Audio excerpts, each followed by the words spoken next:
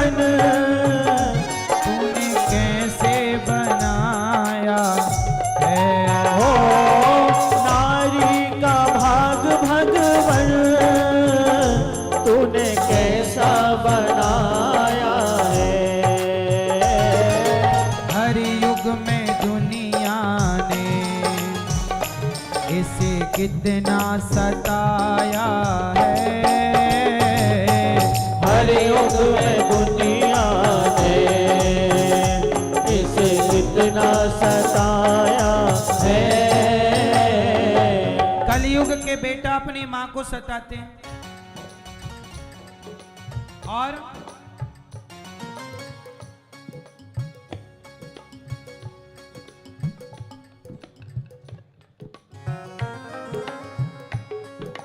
कलयुग में नारी को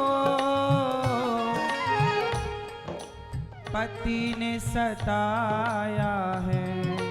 ओ कलयुग में नारी को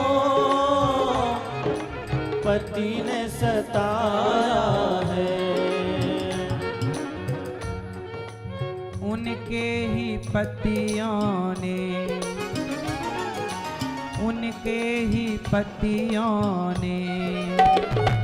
उन्हें जिंदा जलाया है।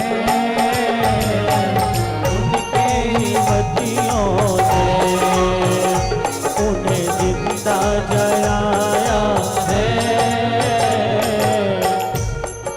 किन्होंने जिंदा जलाया? जिन्होंने दहेज की डिमांड। कलयुग में नारी को दहेज ने सताया है। ये दहेज के कारण सब पति नहीं, कुछ पतियों ने दहेज के चक्कर में पत्नियों को जिंदा जलाया है। हाँ या ना? इसलिए लालच ना हो, इंसान की कदर करो। जिस माँ ने तुम्हें पाला, जिस माँ ने तुम्हारी सेवा की, उस माँ को अपने से दूर ना करो, उस माँ को ना विदा करो। कलयुग में नारी को दहेज ने सताया है। ओ कलयुग में नारी को दहेज ने सताया है। उनके ही पतियों ने लालचवश, उनके ही पतियों ने उन्हें जिंदा जलाया है। उनके ही पतियों ने उन्हें जिंदा जलाया है। नारी का भाग भगवन तूने कैसा बनाया है। नारी का भाग्य भगवन तूने कैसा बनाया है। नारी का भाग्य भगवन तूने कैसा बनाया। तूने कैसा बनाया है।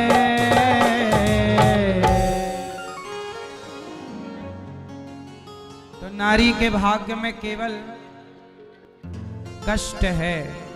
इसलिए आपसे मेरी प्रार्थना है कि आप यदि नारियों का सम्मान करना चाहती हो, मेरी माँ, नारियों को सुखी देखना चाहती हो, तो आप अपने बेटों को ऐसा बनाना कि वो नारी का सम्मान करने वाला हो। यदि आपके सबके बेटे नारियों का सम्मान करने लग जाएं तो सब बढ़िया है, और नारियां भी नारियों का सम्मान करने लग जाएं। क्योंकि सताने वाले तो कहीं ना कहीं हम और आप ही हैं एक दूसरे को। इसलिए नारी सीता माँ को भी लोगों ने सताया, मीरा को भी सताया, अहिल्या को भी सताया। इसलिए अब ये अत्याचार ना हो, कोई किसी को ना सताए। भगवान गोपियों के संग दिव्य रास रचा रहे हैं। गोपियां बोली आप हमारे पति हो, भगवान बोले कि देखो अपने अपने पतियों के घर जाओ। मैया सुनो, भगवान कह रहे हैं पतियों के पास जाओ, पति कैसा भी हो। मैया हमारे सनातन में पति को क्या बोला गया है? पति परमेश्वर। हाँ, पति परमेश्वर है, पत्नी परमेश्वरी है। पति भगवान है तो पत्नी भी भगवान है। गृहस्थ आश्रम कैसे चलता है? जब हम एक दूसरे का क्या करें? सम्मान करें। पत्नी का सम्मान करो, पति का सम्मान करो। जहां सम्मान होगा वहां रिश्ते चलेंगे नहीं, दौड़ेंगे। और जहां सम्मान नहीं होगा वहां नहीं चल पाएगा। इसलिए कहता हूं कि अपनी पत्नी का सम्मान करो, अपने पति का। आजकल रिश्ते ना ज्यादा नहीं चल रहे हैं। क्यों? अच्छा मैं ये एक बात बताओ, आपकी थाली में यदि दाल चावल सब्जी रोटी है और एक तरफ 4 तरह की सब्जियां हैं, 3 तरह की दाल हैं, 4 तरह की रोटी हैं, कई प्रकार के चावल की वैरायटियां हैं और नाना प्रकार का, तो ज्यादा भोजन जब हो तो ज्यादा खबता है कि कम हो तब ज्यादा खबता है? उत्तर है?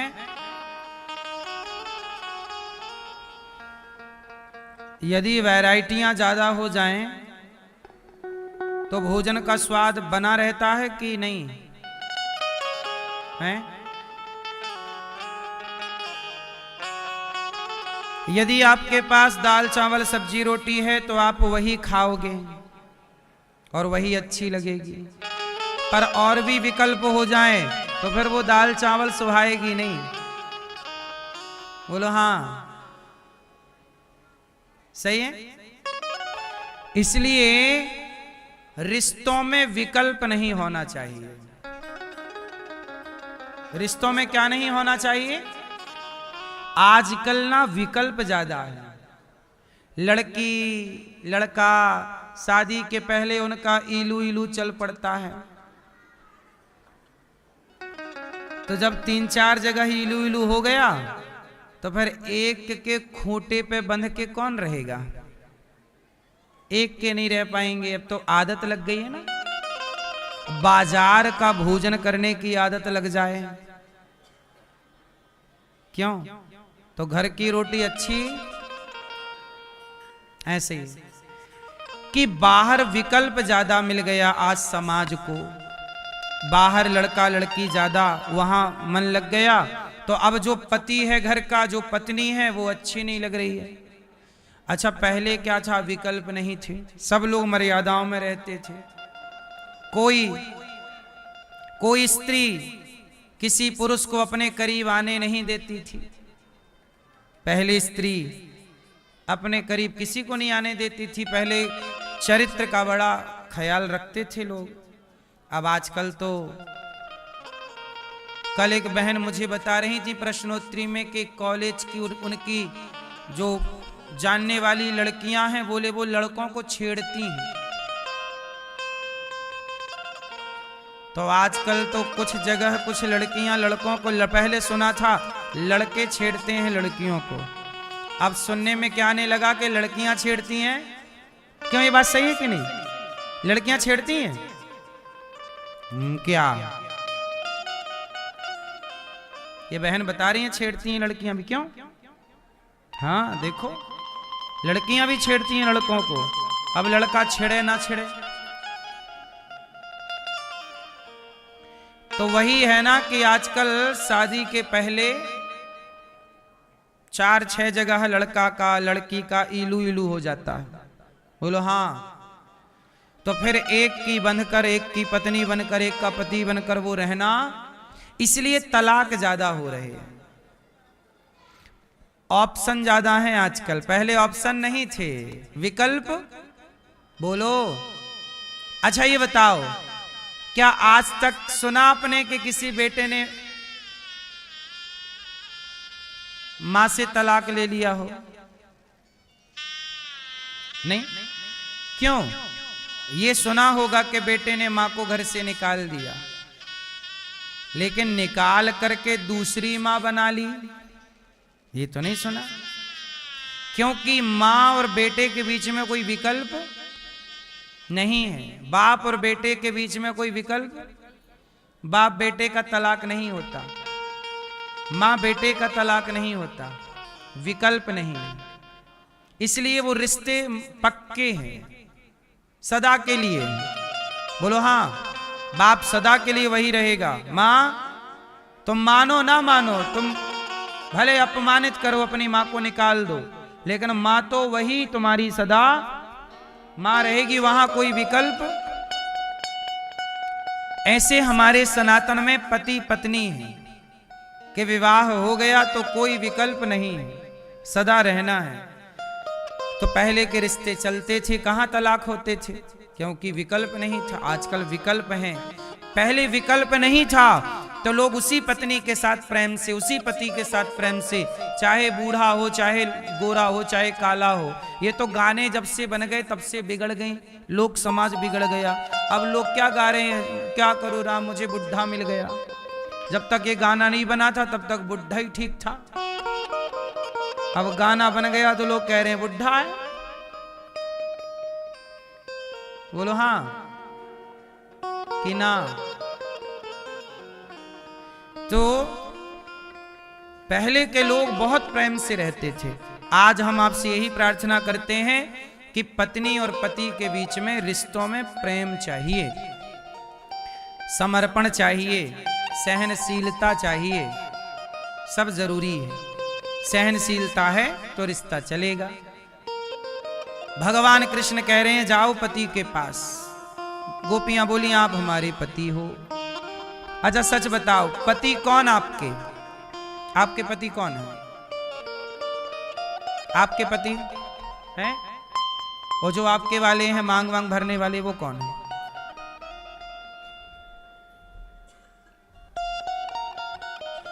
जो आपकी मांग भरे हैं वो आपके कौन है? पति। वो पति हैं। तो पति कौन होते हैं? कौन होते हैं पति? सुनो मेरी मां, आपके असली पति कौन है? हैं? भगवान। और तो ये मांग भरने वाला, ये असली नहीं है?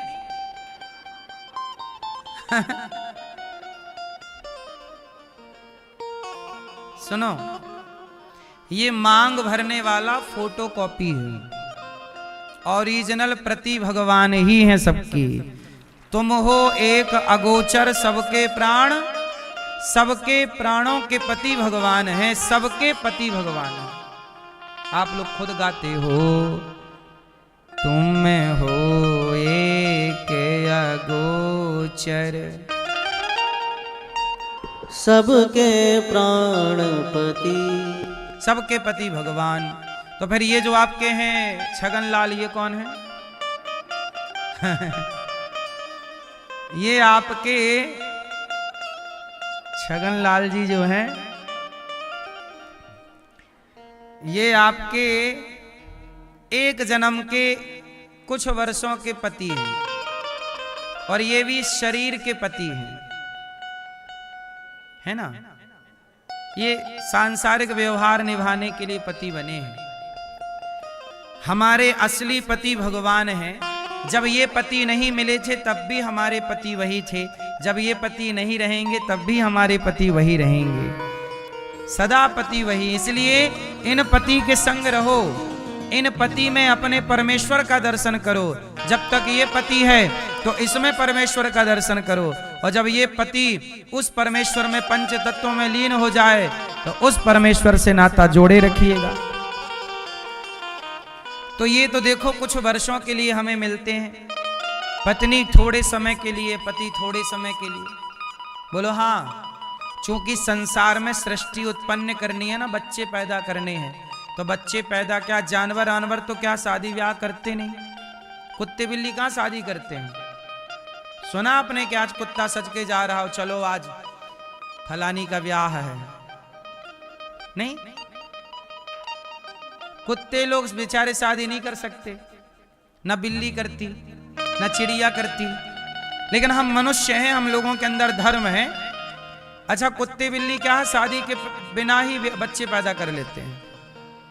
ऐसे आजकल कुत्तों की तरह हमारे देश में एक संस्कार आया है लिव इन, वो भी बिल्कुल कुत्तों से प्रभावित है।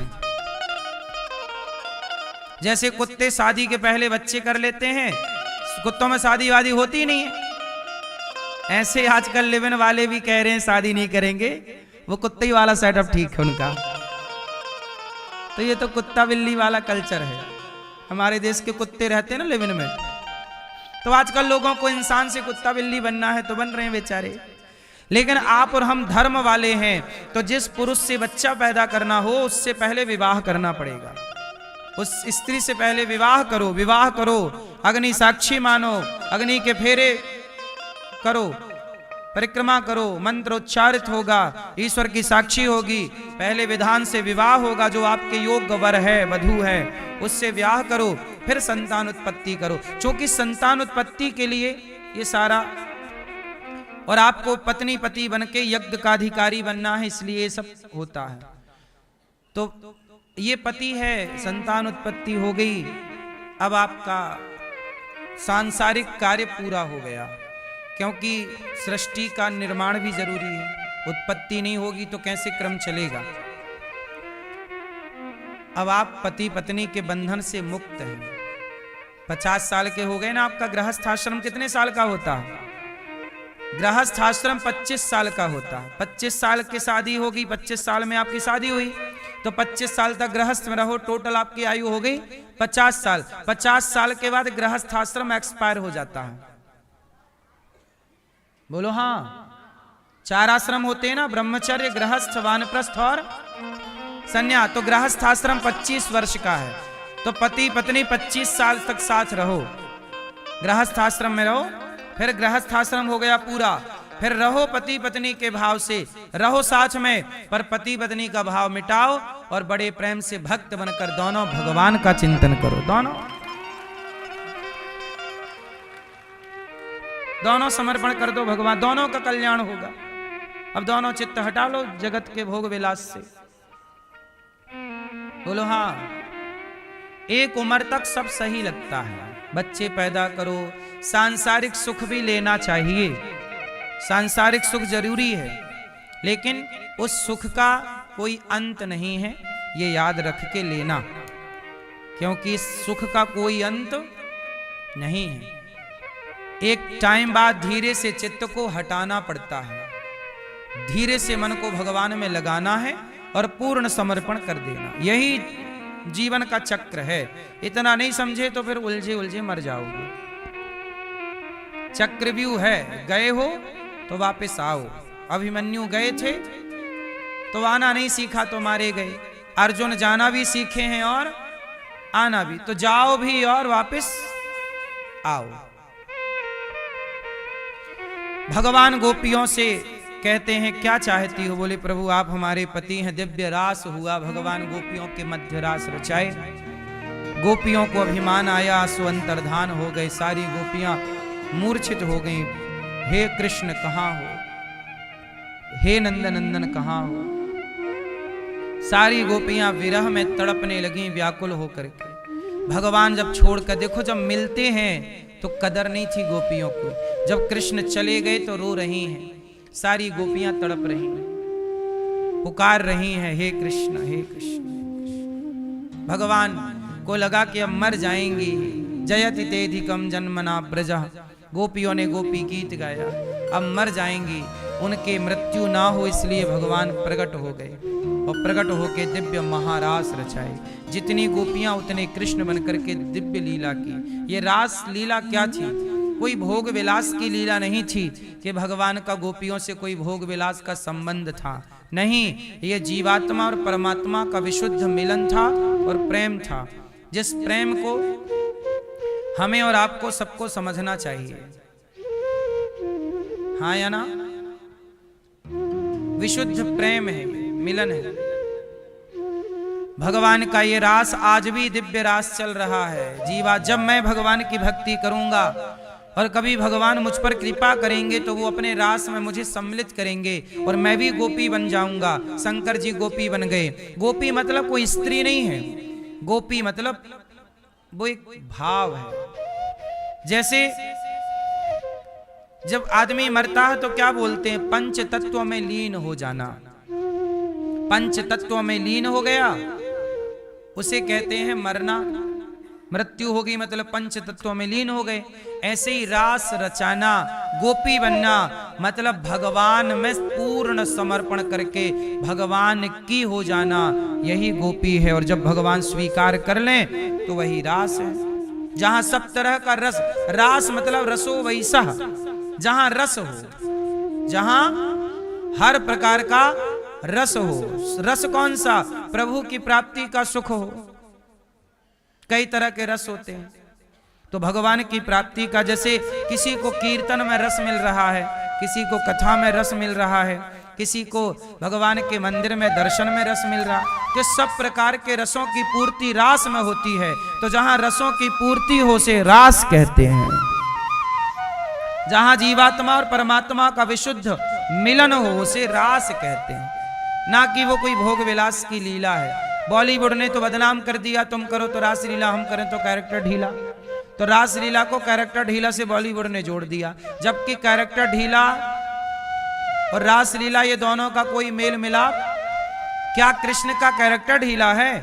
तो रास लीला को कैरेक्टर ढीला से बॉलीवुड ने काहे जोड़ा? और जब जोड़ा तो आप लोगों ने स्वीकार क्यों किया? क्योंकि आपको पता नहीं है। इसलिए रास लीला और कैरेक्टर ढीला, कैरेक्टर ढीला अलग है और रास लीला पर बॉलीवुड को तो भगवान को बदनाम करना है, सनातन को बदनाम करना है। इतनी सफाई से उन्होंने सेंटेंस गा दिया कि आप लोग चिल्लाते हो, आपको पता ही नहीं कि आप क्या कह रहे हो। रास लीला क्या हुई थी? ये भक्त और भगवान का, कृष्ण कौन है? गोपी। शंकर जी बोले पार्वती जी गोपी बनाओ। अब जिस रास में शिव गोपी बनकर आए हो तो क्या वहां कोई भोग विलास रहा होगा? भोग विलास रहा होता तो शंकर जी काहे को आते? वो शंकर जी जिन्होंने कामदेव को तीसरी आंख से जला दिया। काम को जलाने वाले शिव कह रहे हैं कि मुझे गोपी बन के जाना है, और आए उस रास में। आज भी वृंदावन में गोपेश्वर महादेव विराजे हैं, गोपी। तो ये रास मतलब नारद जी गोपी बनकर आए, हनुमान जी गोपी बनकर आए, शिव जी गोपी बनकर आए। आप भी जाते तो गोपी बनकर। गोपी मतलब साड़ी पहनना नहीं है, गोपी का मतलब है गोपी का भाव। जहां कोई, गोपी कौन है? गो मतलब इंद्रियां, पी मतलब पीना, जिनके अंदर कोई वासना ना हो, जो निष्काम है, वो सब गोपी हैं। जन्म जन्म की तपस्या करने वाले वो संत जन गोपी बनकर प्रकट हुए। भगवान ने लीला रची, सबको आनंद दिया। सुदर्शन शंखचूड़ नाम के दैत्य का उद्धार किया। सब गोपी, जितनी गोपियां उतने कृष्ण बनकर रास लीला हुई, जितनी गोपियां उतने कृष्ण। अब बताओ ये लीला कोई मानव कर सकता है? ये भगवान की लीला है। जितनी गोपियां उतने कृष्ण। दिव्य महारास हुआ। इसके बाद सुदर्शन शंखचूड़ नाम के दैत्य का उद्धार, अरिष्टासुर केसी नाम के केसी और व्योमासुर का उद्धार। भगवान को लेने अक्रूर जी चले। गोपियां रोने लगी, प्रभु हमें छोड़कर चले जाओगे, मर जाऊंगी। भगवान बोले 2 दिन में आ जाएंगे। रथ के आगे गोपियां लौट गई, समझा रहे हैं भगवान। और मथुरा भगवान चले गए। मथुरा गए तो धोबी पर कृपा, सुदामा नाम के माली और दर्जी पर कृपा। कुब्जा चंदन दे रही है भगवान को। चंदन लेकर कुब्जा की कुबड़ ठीक कर रहे हैं भगवान। इतना सा लेकर इतना देने की ताकत किसकी है? भगवान की। सुदामा से इतना सा लिया, इतना कुछ दे दिया। कुब्जा ने क्या दिया? चंदन। ये कुब्जा कौन है? पिछले जन्म की सूपनखा। राम से कहने आई थी आप बहुत सुंदर हो, ब्याह कर लो। राम जी ने तब इसका प्रस्ताव स्वीकार नहीं किया, लेकिन आज ये कुब्जा बनकर आई और भगवान इसका चंदन स्वीकार करते हैं। अच्छा, सूपनखा कैसी भी थी, लेकिन चाहती तो राम को ही थी ना, तो राम को चाहना गलत कहाँ है? क्यों गलत है राम को प्यार करना? सूपनखा कह रही है मेरे से ब्याह कर लो, राम जी बोले अभी नहीं। वही कुब्जा बनकर आई, कुब्जा की कुबड़ ठीक की भगवान ने, इतना सा चंदन लिया और उसके बदले कुब्जा की कुबड़ ठीक कर दी। मेरे कन्हैया इतना सा लेते हैं तो इतना कुछ देते हैं आपको। इसलिए कहता हूं कि भगवान की लेनगी कम है और देनगी ज्यादा है। इसलिए भगवान को आप थोड़ा सा समय दिया करो, चिंतन किया करो, किसी भक्त को भोजन कराया करो। गौरी गोपाल आश्रम में हमारी ये मैया, एक अभी कुछ दिन पहले ये मैया आई, आपको मैं एक परिचय कराऊं एक माँ से। देखो भगवान यदि वृंदावन में ये दास अनिरुद्ध को बिठाए हैं तो किसी उद्देश्य की पूर्ति के लिए बिठाए हैं। वृंदावन में ये देखो, ये हमारी माँ है, जरा देखिएगा, ठीक से चला नहीं जाता मैया को, अच्छे से दिखता भी नहीं है मैया को। अभी 3-4 दिन पहले ये मैया 15 दिन पहले लगभग ये मैया आई और क्यों आई, क्या कारण था, आज मैया से जानेंगे। तो गौरी गोपाल आश्रम क्यों बना? भगवान को लगा कि इन माओं का कौन सहारा होगा। मैया कहां से आई हो मेरी माँ? तो बांगो से ये महाराज। कहां से? बांगो। कहाँ है ये? ये बैतूल जिला में है। बैतूल जिला में। हाँ। तो आपके घर में कौन कौन है? बेटा है, बहू है, नाती है, नातनी है, नतिया बहू है। तो आपकी सेवा नहीं करते? अरे सेवा करते थे, काहे खाती नहीं यहाँ? सेवा नहीं करते? नहीं। बेटा नहीं सेवा करता? नहीं, बेटा तो दुश्मन है भाई, दोनों ही बेटा, 2 बेटा है, दोनों दुश्मन है। और आपको लेने तो आया है आज आपका बेटा? हाँ, लेने को आया थे कसकर, और फिर ऐसे लड़ाई करे, ऐसे दंगा करते, कहाँ जाऊँ? आपकी तो जजपत की आई है तुम्हारे द्वारे भी, अरे आप कहाँ जाऊँ तुम बताओ। ये कौन है आपके बगल में खड़े हैं? ये बेटा है, बेटा है, पर अच्छे से नहीं दिखता है, मेरी आँखी में कम दिखा है। ये मैया की आंखों में नहीं दिखता। हाँ। ये आपके बेटे हैं? हाँ बेटा है। तो आज आए हैं आपको लेने के लिए? अब वो काहे को लिए आया है मैं क्या जानूं। काहे के लिए आए हो, बात करो। क्या नाम है आपका? झाड़ू यदुवंशी महाराज। हैं? झाड़ू यदुवंशी। तो आप अपनी माँ को लेने आए हो? जी गुरुजी। मैया पूछ रही हैं क्यों आए हो लेने? मेरी गलती से या कोई कारणवश से मेरी माँ आ गई थी, मैं मानता हूँ कि मैं लेने के लिए आया। क्या गलती थी आपकी? अब मेरे हिसाब से तो कोई गलती नहीं थी, अगर मेरी माँ की नज़र में अगर मैं गलत हूँ तो मैं गलती मेरी मानता हूँ, मैं मेरी गलती स्वीकार करता हूँ। तो आप लोग सेवा करना अपनी माँ की। सेवा अपनी पत्नियों से बोलना कि बूढ़ी माँ देखो इतनी वृद्ध है, इनको दिखता नहीं है। ये अभी जिस दिन मेरे पास आई ना, उन्होंने बोला कि बेटा मेरे को दिखता नहीं है। मेरे ज़्यादा मेरे परिवार वाले सेवा करते हैं महाराज। तो अब ले जाओ, अच्छे से माँ की सेवा करना। जी महाराज। और खूब, ये माँ नहीं है, ये भगवान है। जितनी सेवा कर लोगे, जब सेवा करोगे तो भगवान भी प्रसन्न होंगे आप पर। यदि माँ ही खुश नहीं है तो भगवान कैसे खुश होंगे? और आपका आशीर्वाद भी चाहता हूँ महाराज। माँ की सेवा करना और माँ का ख्याल रखना, जी महाराज। है ना? मैया मैया, और अब ये बेटा आए हैं लेने, इनके साथ चली जाना मेरी माँ। चली तो जाऊँ महाराज, पर ऐसे ही रखा है तो कैसे रहूँ। अब ये बोल रहे हैं कि आपकी सेवा करेंगे। नहीं, सेवा करे थे, कोई बात नहीं। अरे बिल्कुल 20 साल से मेरे को निर्धार छोड़ दिया था, तो मेरा हाथ पाँव चलता था, तभी करती थी, खाती थी, रहती थी।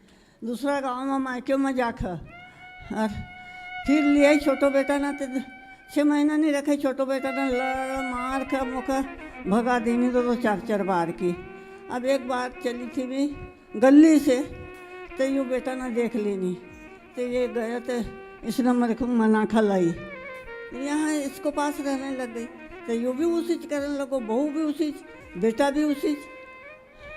तो पहले छोटे बेटे के पास थी आप? नहीं नहीं, मायके में रहत रहूँ, मायके में रहत रहूँ तो मायके से लई मेरा। अब आपका बेटा आया है मैया, उसे माफ कर दो और अपने बेटे के संग रहो प्रेम से। तो वो प्रेम से रखा है, मैं रात प्रेम से रहूँ, अन्य में कहाँ जाऊँ आप। अब मेरा हाथ चला नहीं, पाँव चला नहीं, मेरा आँखी में नहीं दिखा था, सबसे बड़ी बात। अच्छा, आप यहाँ रही गौरी गोपाल मैया, यहाँ आपको कोई कष्ट तो नहीं हुआ? कोई कष्ट नहीं भया महाराज, कोई कष्ट नहीं। यहाँ खुश थी आप? बिल्कुल खुश थी। सवेरे चाय, फिर 8 बजे नाश्ता, फिर 12 बजे खाना, फिर 4 बजे चाय, फिर 7 बजे फिर खाना, और फिर 1 गिलास दूध। इतना दिन भर में खाती थी, खुश रहती थी। ये माँ अभी अभी ही आई हैं कुछ दिन पहले, और आज इनके बेटे आए। देखो बेटा अच्छा है कि 15, यहाँ तो 4-4 साल से कुछ माएँ हैं, उनके बेटे तो अभी तक नहीं आए। ये 10-15 दिन में ही इनका बेटा आ गया, मतलब बेटा अच्छा है। अब देखो गलती हुई है, चलो इन्होंने स्वीकार कर ली। यदि गलती की है हमने और स्वीकार किया है तो फिर वो गलती नहीं रह जाती, क्योंकि हमने स्वीकार कर ली ना। तो बेटे ने स्वीकार कर ली और अपनी माँ को मैया भी ये प्रेम से रखेंगे आप। ये भी अच्छी बात है कि वर्षों बाद यहाँ कोई बेटा अपनी माँ को लेने के लिए आता है, वरना यहाँ बेटे कम आते हैं, लेने के लिए, छोड़ने के लिए आते हैं। इसलिए ये आप लोगों से मेरी प्रार्थना है कि इन माँओं की, देखो यहाँ कब कौन माँ आ जाए, ये माँ आई तो तुरंत इनको रखा गया क्योंकि बेसहारा है। इसलिए इन माँओं में कब किस माँ को गौरी गोपाल की जरूरत पड़ जाए, आप सब इन माँओं के लिए अन्नदान जरूर कीजिएगा। आप सबके सहयोग से माताओं को भोजन मिलता है। एक दिन का भोजन आप बंटवा सकते हैं कि कल का भोजन आप माँओं को देंगे। आज पूर्णिमा है, भगवान आपका कार्य पूर्ण करें। इन माँओं को भोजन करा सकते हैं आज पावन सी तिथि पर। साथ में आप माँओं को भोजन के साथ सुबह का नाश्ता, रात्रि का 1-1 गिलास दूध बंटवा सकते हैं। आप सबके सहयोग से ही ये सब सेवाएं चलती हैं। यहाँ हजारों संत जन भोजन करते हैं, कोई भी साधु आए सबको पेट भर भोजन मिलता है। आप भी संतों को भोजन कराएं कि आज की साधु सेवा आप कराएंगे, क्योंकि आप सबके बिना ये संतों को भोजन कैसे मिलेगा। गौरी गोपाल आश्रम में हजारों साधु यदि भोजन करते हैं तो आप सबके सहयोग के कारण। इसलिए आप भी थोड़ा थोड़ा अन्नदान कीजिएगा, सहयोग कीजिएगा। गौरी गोपाल आश्रम में यहाँ अखंड रसोई चलती है। आज का भोजन आप रसोई में बंटवाइएगा। 30,000 लोग पर डे यहाँ भोजन करते हैं। कोई भी आओ, सबको भरपेट भोजन। आप में से कितने लोगों ने भोजन किया गौरी गोपाल जी की रसोई में? कोई पैसा लगा? हजारों लोग यहाँ नित्य भोजन करते हैं, कोई शुल्क नहीं। ये अन्नदान से बड़ा क्या दान होगा। आप भी करने योग्य हैं तो अन्नदान कीजिएगा और आप भी इन सेवाओं से जुड़िएगा। गौरी गोपाल आश्रम में गौ माता की सेवा है। गौदान, गौचारा, गौ भूसा दीजिएगा, गाय के लिए चारा भूसा। और यहाँ गुरुकुल में 150 बच्चे पढ़ते हैं। उन बच्चों का रहना, खाना, पढ़ना, लिखना फ्री है। आप भी बच्चों की शिक्षा में सहयोगी बनिएगा और थोड़ा सा अन्नदान बच्चों के लिए कीजिएगा। हम बच्चों की सेवा के लिए आपसे मांगते रहते हैं। बच्चे भोजन करते हैं गौरी गोपाल में। 150 बच्चों का पढ़ना लिखना सब फ्री है। आप लोगों से भिक्षा मांग मांग कर सब कार्य होते हैं। हम एक विद्यालय बनाना चाहते हैं, कक्षा 1 से लेकर 12वीं तक निःशुल्क बच्चों को पढ़ाएंगे। CBSE बोर्ड का स्कूल, शिक्षा भी संस्कार भी। इसके स्कूल के निर्माण में आप भी सहयोगी बनिएगा। बहुत जल्दी इसका कार्य चालू होगा, इसी महीने में ही लगभग चालू हो जाएगा। यहाँ पर जो आप सेवाएं देख रहे हैं सब कुछ आपके सामने है। मैया अब प्रेम से जाओ अपने बच्चे के साथ, और आप ठीक है प्रेम से रखना, आप कोई कमी ना छोड़ना। ऐसे प्रेम से रखा है मेरा, क्या क्यों नहीं रहूँ। बच्चा है मेरा, कोई दुश्मन थोड़ी है। तो मैं इसको लड़ूंगा, गाली दूंगा, यही गाली देता है बस। और फिर इसके जाने के बाद बहू बोलती है कि तू ऐसी है, तू वैसी है। फिर वो आ जाता है तो उल्टो से इसका ही बताता है कि वह तो ऐसी कहती है, तो वह तो वैसी कहती है। तो अब नहीं बोलेगा कुछ, बात करा भैया से। अब माँ को कुछ नहीं बोलना, राधे राधे महाराज। रोज 10-15 मिनट माँ के पास बैठ के माँ के पाँव दबाया करो। जी गुरु जी। और माँ की सेवा बेटा, यही भगवान की सेवा है। मंदिर में भगवान बाद में है, माँ में भगवान पहले है। यही माँ के पाँव दबाओ, माँ की सेवा करो। कुछ दिन बाद मर जाएगी माँ, फिर फोटो रह जाएगी माँ की, फिर फोटो पे हार चढ़ाते रहोगे, फूल चढ़ाते। जब तक जिंदा है 2 रोटी दे दो प्यार से। अब बची कितनी है देखो, अति वृद्ध है मैया, 1-2 साल में इस जीवन पूरा हो जाएगा। कर लो सेवा, पुण्य मिलेगा। मत रुलाओ अपनी माँ को, है जी गुरु जी।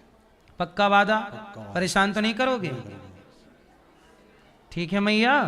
अब ये ले जा रहे हैं, कोई भी दिक्कत हो, अब आपका तीसरा बेटा ये दास अनिरुद्ध, हम आपके बेटे हैं। कोई भी दिक्कत हो तो आप फिर आ सकती हैं, कभी भी कोई दिक्कत हो। हाँ। ठीक है? तो दिखन महाराज कैसे हूँ आप? दिखन नहीं लग गया ना? कोई बात नहीं, हम नंबर दे देंगे अपना, कोई दिक्कत हो तो हमें फोन लगा देना। हाँ ठीक है, ठीक है भैया। आप भी हमारे भाई हैं, बड़े भाई हैं, सेवा करना। अब ये हमारी भी माँ आशीर्वाद है। चाहिए महाराज आप। खुश रहिए। तो भगवान आपको सुखी और स्वस्थ रखे, खूब धन धान्य आपको दें। जो माँ की सेवा करता है वो कभी धन धान्य से कमी न रखेगा, भगवान खूब देंगे। आप लोग भी थोड़ा थोड़ा इन वृद्ध माँओं के लिए भोजन में सहयोगी बनो। मुझे एक संतों के लिए, वृद्ध पिताओं के लिए भी संत निवास बनाना है, उसमें भी आप थोड़ा थोड़ा सहयोग कर सकते हैं। संत निवास के लिए कुछ भक्तों ने अन्नदान किया है, आओ नाम सुनते हैं ऐसे दानवीर महापुरुषों के। बोलिए सदगुरुदेव भगवान की गौरी गोपाल भगवान की संपस्थित सभी श्रद्धालु जनों को जय श्री कृष्णा। चैनल के माध्यम से घर बैठकर कथा का रसपान कर रहे आप सभी श्रद्धालु जनों को जय श्री कृष्णा। व्यासपीठासीन सेवा की प्रतिमूर्ति पूज्य श्री महाराज जी के चरणों में कुट नमन वंदन। आपने अभी स्वयं दर्शन किया कि किस प्रकार जरूरतमंद वृद्ध माताओं की सेवा यहाँ पर हो रही है, और ऐसी सेवाएं आपके सहयोग से यहाँ पर चल रही हैं। आपके दिए हुए सहयोग से सारी सेवाएं संचालित हो रही हैं। कुछ महानुभावों ने अपना सहयोग पहुंचाया है, उनके नाम श्रवण करते हैं। जब तक आप भी संकल्प लें इस पूर्णिमा के पावन अवसर पर कि आप भी किसी न किसी सेवा से अपने आप को अवश्य जोड़ें। संस्था के अकाउंट नंबर टीवी स्क्रीन पर दिख रहे हैं। श्री वरुणेश पांडे जी गोरखपुर से आप 21 रुपए का सहयोग समर्पित कर रहे हैं। हरीशंकर तिवारी जी चंद्राबाई तिवारी पन्ना मध्य प्रदेश से 2000 रुपए का सहयोग समर्पित कर रही हैं। कुसुमलता पंजाब से एवं श्रवण कुमार साहू बिलासपुर छत्तीसगढ़ से आप 21,000 रुपए का सहयोग समर्पित कर रहे हैं। त्रिवेणी साहू बिलासपुर छत्तीसगढ़ से 5,000 रुपए, त्रिवेणी साहू बिलासपुर छत्तीसगढ़ से आप 5,000 रुपए का और भी सहयोग समर्पित कर रही हैं। शकुंतला देशवाल मध्य प्रदेश से, राजेंद्र उत्तराखंड से, दीनानाथ साहू बिहार से विशेष सहयोग समर्पित कर रहे हैं। बहुत बहुत धन्यवाद, बहुत बहुत साधुवाद। आप सभी दानदाताओं के लिए बिहारी जी से प्रार्थना करते हैं कि आप सभी दानदाताओं के घर मां भगवती लक्ष्मी की कृपा बनी रहे। ऐसी सुंदर सी सेवाओं से आप अपने आप को जोड़े रखें ताकि सुंदर सी सेवा निरंतर श्री धाम वृंदावन में चलती रहें। संस्था के अकाउंट नंबर टीवी स्क्रीन पर दिख रहे हैं। आप भी अपना सहयोग जरूर जरूरतमंदों तक पहुंचाएं और आगामी कार्यक्रम की जानकारी मोबाइल नंबर में संपर्क कर आप अधिक जानकारी ले सकते हैं। आइए इसी क्रम के साथ चलते हैं पूज्य श्री महाराज जी के चरणों में। जय श्री कृष्णा, जय श्री राधे। भगवान भगवान कुबलियापीड़ नाम के कुब्जा पर कृपा की, कुबलियापीड़ नाम के हाथी का उद्धार किया, चाणूर मस्तिष्क को मारा। भगवान पढ़ने चाणूर मस्तिष्क को मार के कंस को भगवान मारते हैं। कंस को मारकर कंस के पिता उग्रसेन को मथुरा का राजा बनाते हैं। नंद बाबा वापस जाते हैं और भगवान पढ़ने के लिए उज्जैन जाते हैं। पढ़ने के लिए उज्जैन से 64 दिन में विद्या सीख कर आए। इसके बाद भगवान ने उद्धव जी को वृंदावन भेजा है। उद्धव जी भगवत धाम भगवान का चिंतन करते करते गए हैं, ब्रज रज में लौट कर आए हैं। उद्धव चरित्र कल हम विस्तार से कहेंगे। कुब्जा और अक्रूर जी पर भगवान ने कृपा की है। जरासंध से युद्ध हुआ है, 17 बार पराजित की, 18वीं बार कालिय बनाया। मुचकुंद के हाथों भगवान ने कालियवन को मारा और जरासंध के युद्ध से भगवान द्वारिका की ओर पहुंचे और द्वारिकाधीश कहलाए। बलराम जी का विवाह माता रेवती से हुआ और रुक्मणी जी पत्र लिख रही हैं भगवान को, हम विवाह करेंगी तो प्रभु आपसे। कुंडन बलराम जी का विवाह मां रेवती से हुआ और कुंडनपुर की राजकुमारी पत्र लिख रही हैं। पूजा करने गई कात्यायनी माँ की। भगवान को पता लगा कि ये हमसे विवाह करेंगी तो भगवान दौड़ पड़े रुक्मणी जी की ओर। सब देखते रह गए। रुक्मणी जी का हाथ पकड़ा भगवान ने और रुक्मणी जी लेके भागे। बोलिए रुक्मणी हरण भगवान की।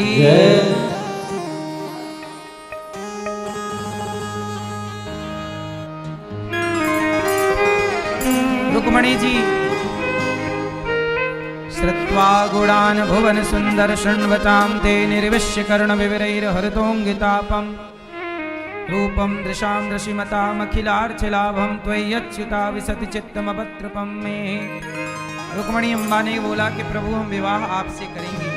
भगवान द्वारिका पहुंचे हैं। रुक्मिणी ने रास्ता रोका, बलराम जी ने समझाया। भगवान द्वारिका पहुंचे, एक दूसरे को वरमाला, रुक्मणी जी माला पहना रही हैं भगवान को। फिर भगवान माला पहनाएंगे। मंगलम भगवान विष्णु मंगलम गरुड़ध्वजा मंगलम पुंडरीकाक्ष मंगलाय तनो हरि। तो इस तरह भगवान का विवाह संपन्न हुआ। बोलिए रुक्मणी हरण भगवान की जय। आओ प्रेम पूर्वक भगवान के विवाह का आनंद लें। एक बार झूम लेते हैं। आगे की कथा कल सुनेंगे। और 10 मार्च से 84 कोस की यात्रा है ब्रजमंडल की। आप लोग भी 84 कोस की परिक्रमा करना चाहें, पूरे ब्रजमंडल का दर्शन करना चाहें तो आप आइएगा 84 कोस की यात्रा में। हो आज मुझे लगता है कि संसार में शादी है, आज मेरे श्याम की शादी है। जय हो।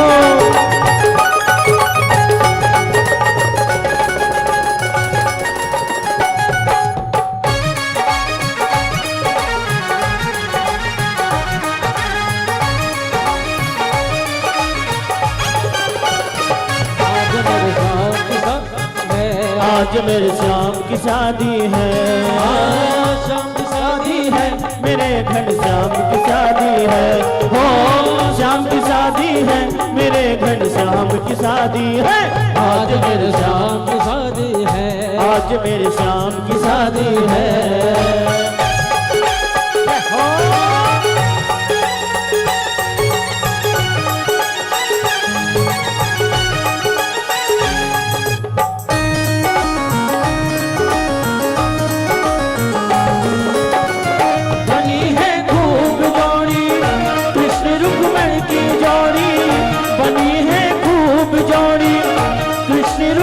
की जोड़ी खुशी से नाचे है मन, मिला सजनी को साजन। खुशी से नाचे है मन, मिला सजनी को साजन। आज मुझे लगता है कि संसार में शादी है, आज मेरे श्याम की शादी है, आज मेरे श्याम की शादी है।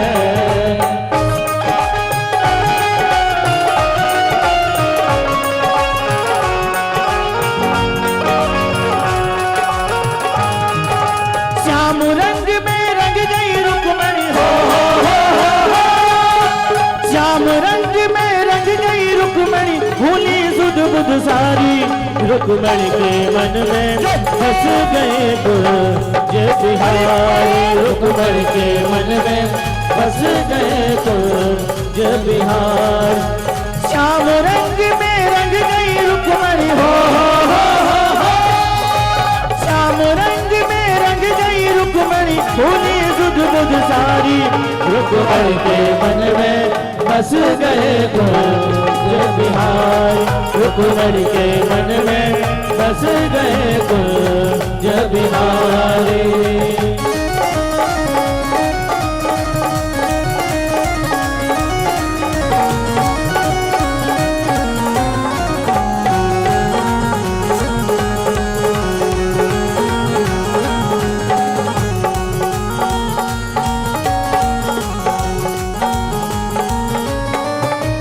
जोड़ी का जवाब नहीं, कि जोड़ी का जवाब नहीं, कि जोड़ी का जवाब नहीं, कि जोड़ी का जवाब नहीं। अरे दूल्हा हाँ दूल्हा दुल्हा बने हैं नंदला, कि जोड़ी का जवाब नहीं।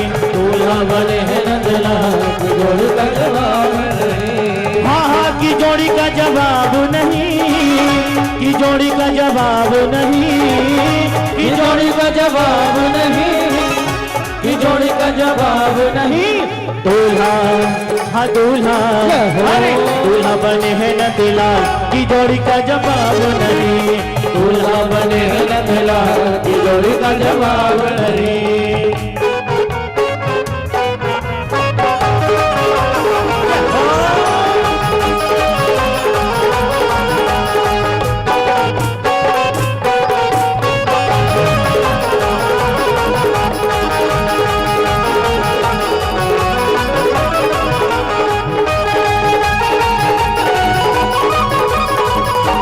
रुक्मणी मेरी गोरी गोरी, रुक्मणी मेरी गोरी गोरी, हाँ रुक्मणी मेरी गोरी गोरी, रुक्मणी मेरी गोरी गोरी। श्याम बरण नंदलाल, श्याम बरण नंदलाल की जोड़ी का जवाब नहीं, श्याम बरण नंदलाल की जोड़ी का जवाब नहीं। बोलिए रुक्मणी हरण भगवान की जय हो। आओ भगवान आनंद से गृहस्थ आश्रम में है, आगे की चर्चा कल सुनेंगे। श्री आरती करें श्रीमन नारायण चरणों शरणं प्रपद्ये श्रीमते नारायणाय नमः। चंद्रमा मनुष्यो जाति शिक्षो शूद्रो जायतो श्रोत्राद्वायुष प्राणजो घातकनिरजायत। मन में बसा कर तेरी मूर्ति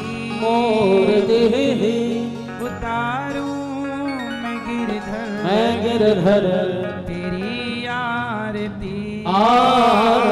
मन में बसा कर तेरी मूर्ति उतारूं मैं गिरधर तेरी आरती।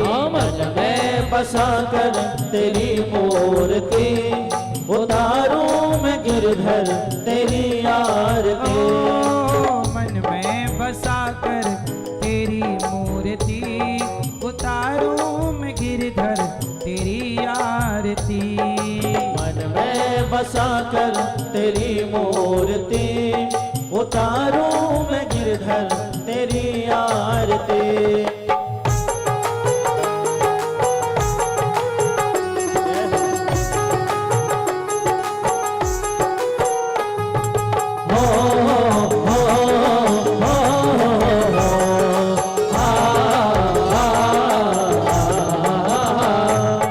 करुणा करो कष्ट हरो ज्ञान दो भगवन, भाव में फंसी नाव मेरी तार दो भगवन।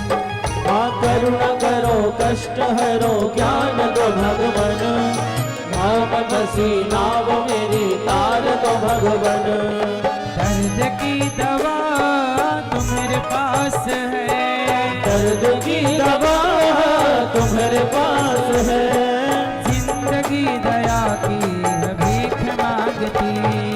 मन में बसा कर तेरी मूर्ति उतारूं मैं गिरधर तेरी आरती।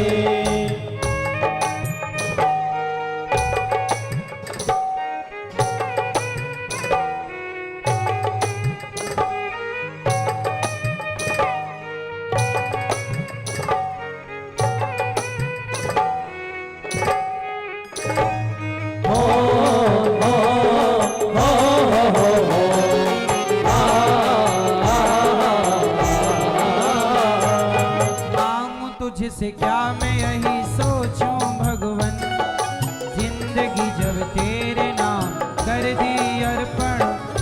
मांगू तुझसे क्या मैं यही सोचूं भगवन, जिंदगी जब तेरे नाम कर दी अर्पण। सब कुछ तेरा कुछ नहीं मेरा, सब कुछ तेरा कुछ नहीं मेरा।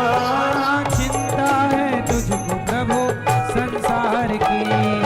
मन में बसा कर तेरी मूर्ति उतारूं मैं गिरधर तेरी आरती।